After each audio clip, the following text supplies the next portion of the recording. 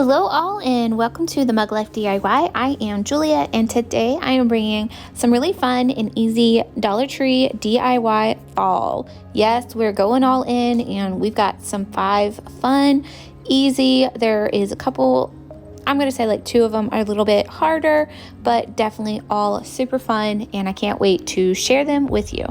You may have been like me and bought a lot of these little pumpkins last season.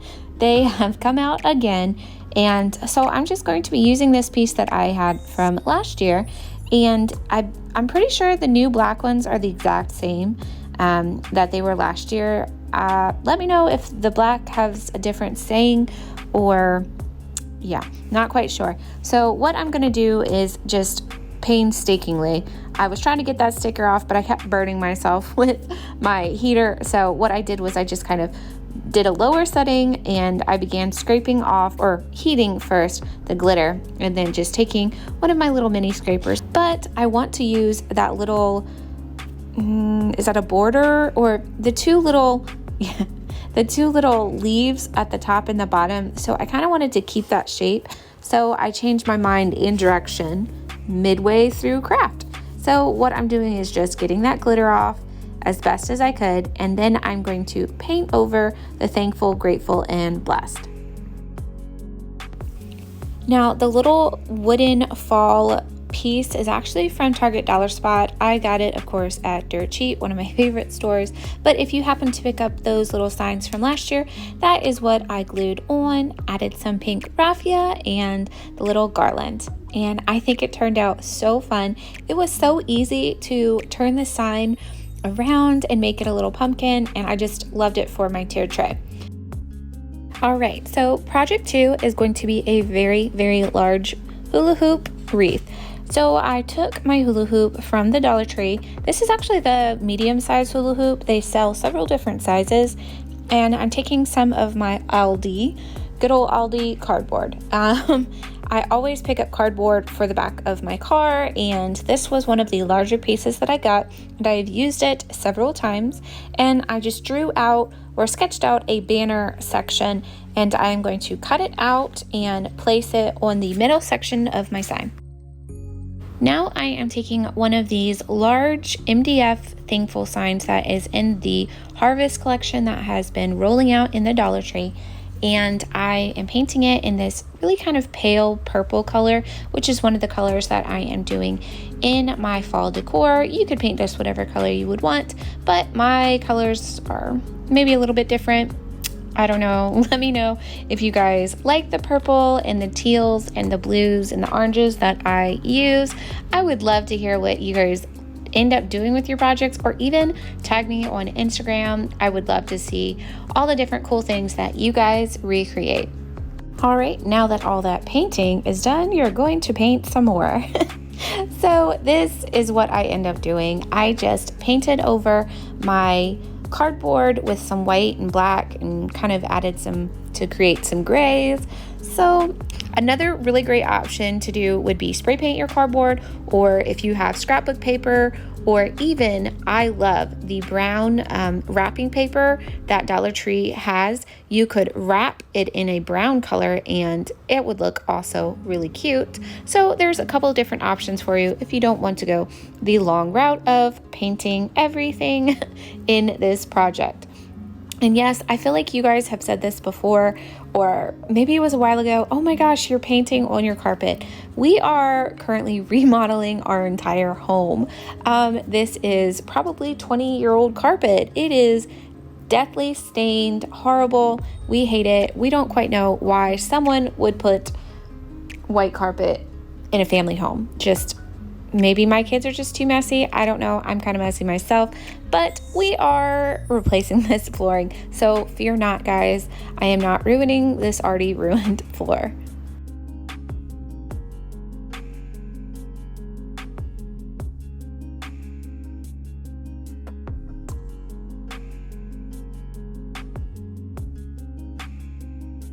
So I'm not quite sure which one was my least favorite. Painting that thankful sign or wrapping this raffia. I don't know, it's a tough tie. It was Like, it's always the simple projects that you think are going to be so fast that end up taking the longest. So this is one of the hula hoop skirts. I actually don't even think I used the entire hula hoop skirt from Dollar Tree, and I just, like you see, I'm just constantly wrapping. I would tie the first part and then I would only hot glue the ends, and then I would start another strand. And I did that all the way around. Then I glued my cardboard banner to the hula hoop. So as you can see, I glued it down as the first layer, and I take strips of cardboard and I attach it on both sides and kind of anchor it to the hula hoop.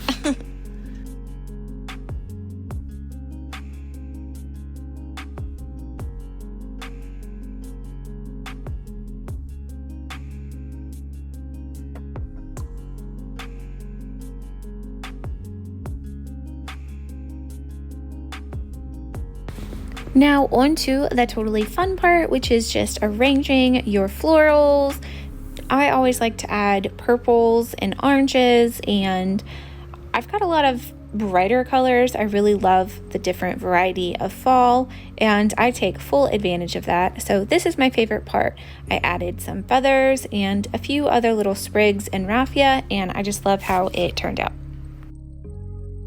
And I absolutely love this large wreath. I want to make another one because I'm thinking I want to add this to my front door since it is so large and I have a double entrance. So for less than $10, I made this awesome wreath form, and I hope you guys enjoyed it as well. I did forget to mention I added a dry brush, a little bit of that darker purple, which I loved how that ended up layered on top of the lighter purple. So let me know what you guys think of the two purples. All right, we're going to move into project 3, which is a pumpkin, and I absolutely loved these velvet pumpkins. I looked for them last year and could never find them, and especially in this blue teal, almost turquoise color, I just adored it. So I picked one of these up, but I just wanted to add a little bit of my eclectic style to it. So I am taking one of the Dollar Tree garlands, which is that little, I guess it's like a cherry blossom, no words guys, I don't know, those little garlands, I'm gonna point to it. And I took 2 of the little feathers, which I did cut down one of the feathers so that they would be 2 different sizes, and glued those underneath of the stem, which pulls right off. And I'm also going to add another one of my favorite accents, which is the Dollar Tree lace. I love adding this. I don't know why. I've done it with the larger foam pumpkins, but I thought this would look really cute on this velvet blue pumpkin. So I just cut down the strips and hot glued them in place.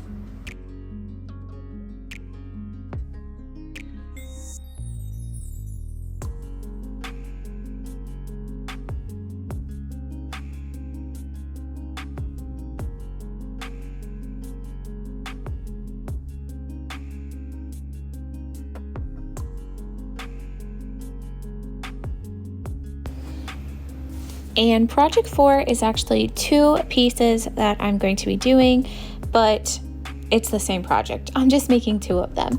So I picked up these 2 little orange glass pieces from the Dollar Tree, which I absolutely adored the inside, how they have almost like that mercury glass look and the rusty orange color. I just adored them.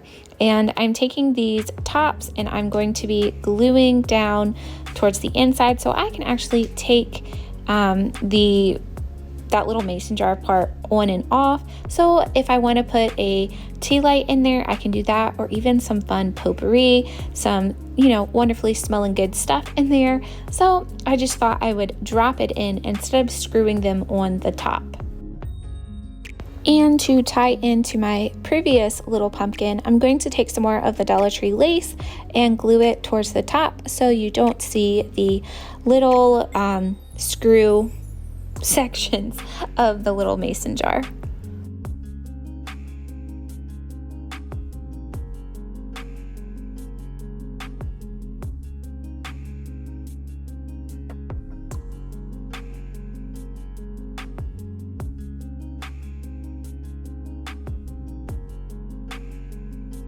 All right, now I'm going to take one of my Hobby Lobby finds. Actually, I believe it was a haul from last year, back when I lived in Texas.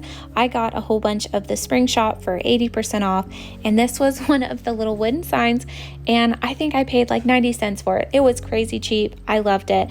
And so I was like, it's about time I make some more fall decor signs, which I am literally decorating every single room in my house with fall decorations. So I am taking my scrapbook paper, which I absolutely love this pack that I got from Michael's. It says fall, flannels, and family, and I just adored it. I cut it down to the size and I spritz it with water on both sides of the paper. Then I'm taking my foam brush and my Mod Podge, and I'm just going to attach it to the, I guess it's the inside backside of my little wooden box, and I just smooth that down. No bubbles because of the water. It's a great tip. And then I added another layer just to give it some extra protection.